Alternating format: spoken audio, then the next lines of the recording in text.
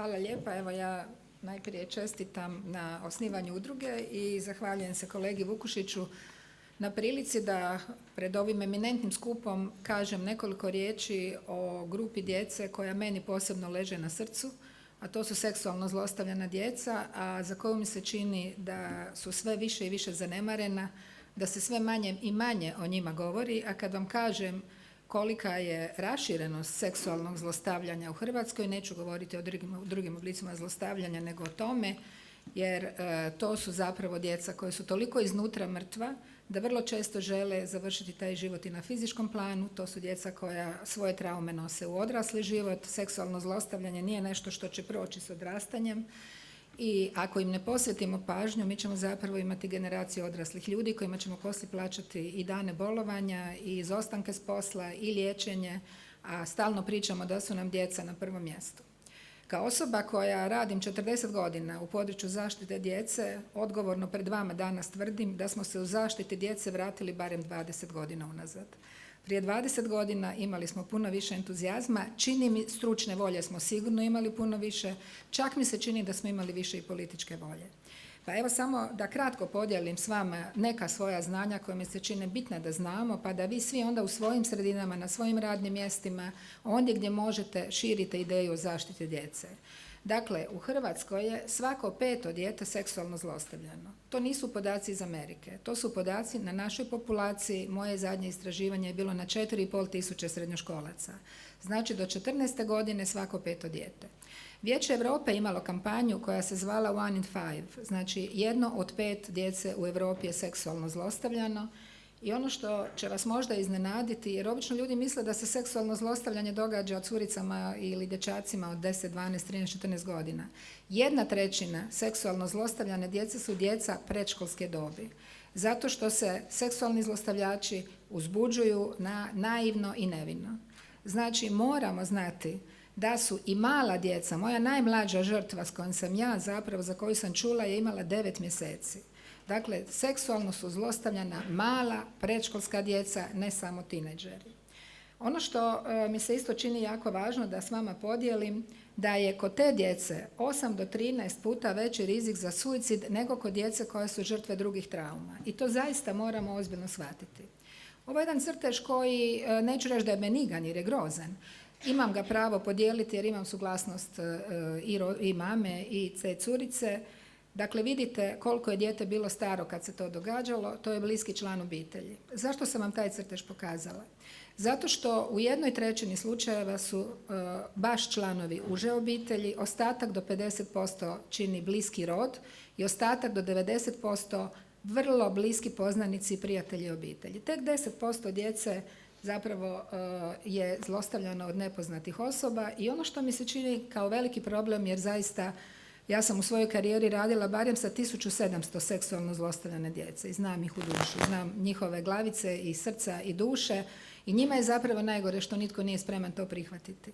Većina te djece su pokušala nekome reći, ali taj netko je okrenuo glavu i nije bio spreman to čuti. I zato mislim da je važno da o tome govorimo, a prestali smo o tome govoriti. Stvarno se sjećam prije 20 godina postala jedna entuzijastična grupa stručnjaka koja je to radila, pa nešto i politika htjela. Danas smo svi zašutjeli, čuva se politika, čuva se struka, svi sebe čuvaju i djeca su zapravo ostavljena sama, de facto sama na svijetu. Ono što sam još htjela s vama podijeliti, da samo 1 od 10 djece razotkrije da je seksualno zlostavljana, znači samo 10%. I kad govorimo o tome da djeca neće reći da su seksualno zlostavljana, onda se pitamo koliko je vremena prošlo od momenta kad se zlostavljanje događa do momenta kad će to osoba reći. 10 do 16 godina. I to sucima objašnjavam kad vještačim takve slučajeve. 10 do 16 godina. Kada advokat pita zašto nije prije rekla, iz mnogo razloga nije prije rekla, jer joj se dogodi sve ono čega se boji. Dogodi joj se da bude stigmatizirana, da joj se ne vjeruje, da hoda po vještačama, da sudski procesi traju po 5, 6, 10 godina i zato je potrebno da o tome govorimo, da znamo da je kod nas svako 5. dijete seksualno zlostavljano prije pandemije. U pandemiji 67% je poraslo seksualno zlostavljanje djece. Znači na ovih svako peto 67% je poraslo. I mi umjesto da o tome više govorimo i više štitimo tu djecu, mi pričamo o nekim drugim stvarima, o nekoj drugoj djeci, ne pričamo o ovoj djeci kojima je potrebna naša zaštita. Ono što sam još s vama htjela podijeliti, zašto raste seksualno zlostavljanje sad sa pojavom modernih tehnologija? Djeca su sve više na internetu, djeca su na društvenim mrežama i seksualni zlostavljači imaju virtualno igralište preko kojega će doći do djece. Pogledajte moje istraživanje s kolegama iz 2019. Dole desno. 35% djece je otišlo na susret uživo s osobom koju je upoznalo samo preko društvenih mreža. Znači svako treće dijete. U kojem je riziku? Radimo li mi s tom djecom? Je li im nešto pričamo o tome? Govorimo li im o rizicima? Imamo li u školi nešto tako? Još nešto sam htjela s vama vrlo kratko još podijeliti. Sexting, čuli ste za taj pojam, dakle to je primanje, prosljeđivanje i slanje seksualno eksplicitnih sadržaja. 60% djece, 1. i 3. srednje, u mojem istraživanju s kolegama, je 2019. sudjelovalo u sextingu. Dakle, 2019. Ajmo vidjeti šta se onda događa. Nakon toga šalju pod prisilom. Znači, nakon toga se te fotografije vide i proslijede dalje i onda su ucjene. Pošalji još nešto eksplicitnije. Pogledajte da 14% seksta pod utjecajem opojnih sredstava, na nagovor 13,5%, a jedan veliki broj na traženje znatno starije osobe. Pogledajmo 3 godine kasnije. Imam istraživanje od kolega iz Zadra, sad više nije 60%. Pogledajte, 73,8%, 74%. Dakle, vidim da ovdje vi imate neki, pretpostavljam koliko vas vidim po dobi, imate neki koji trebate preživjeti adolescente, neki smo ih preživjeli, ali dakle 74% mladih seksta, a oni koji su u intimnoj vezi, to mi je interesantno, se pokazalo da 87% njih sudjeluju u nekom obliku sekstinga.